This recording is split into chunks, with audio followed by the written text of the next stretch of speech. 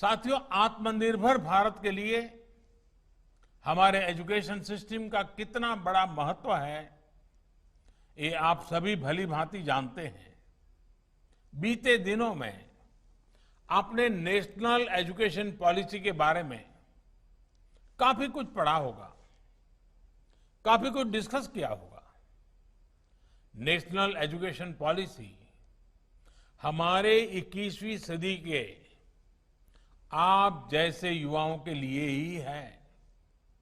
वो युवा जो वर्ल्ड को लीड करेगा, साइंस और टेक्नोलॉजी में भारत को ग्लोबल लीडर बनाएगा।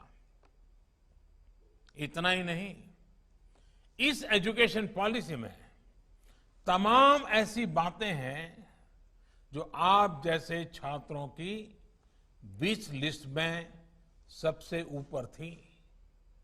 साथियों, मुझे विश्वास है कि अपनी एजुकेशन की जर्नी में आपने महसूस किया है कि शिक्षा और परीक्षा हमारे स्टूडेंट्स के लिए बर्डन नहीं बने, स्टूडेंट्स को अपने मनपसंद सब्जेक्ट पढ़ने की ज्यादा आजादी मिले।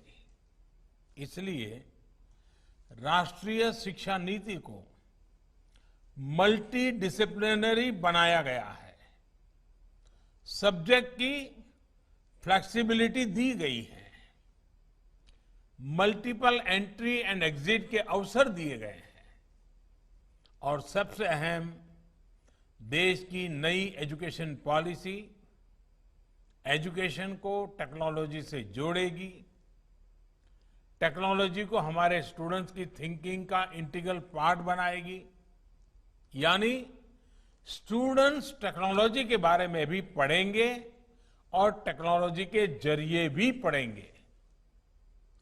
एजुकेशन में आर्टिफिशियल इंटेलिजेंस का इस्तेमाल हो,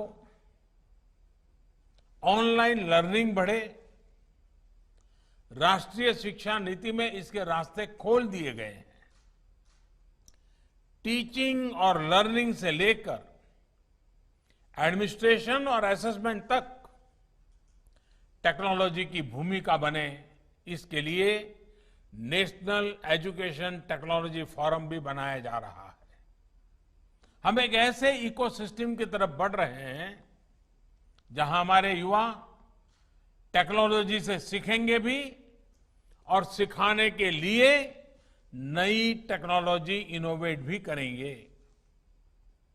आईआईटी के साथियों के लिए तो इसमें इनफाइनाइट पॉसिबिलिटीज हैं।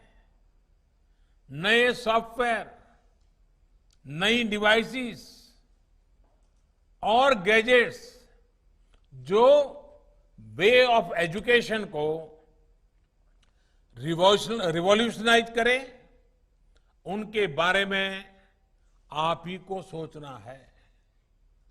ये आप सबके लिए एक अपॉर्चुनिटी है। आप अपने बेस को बाहर लाएं, यूटिलाइज करें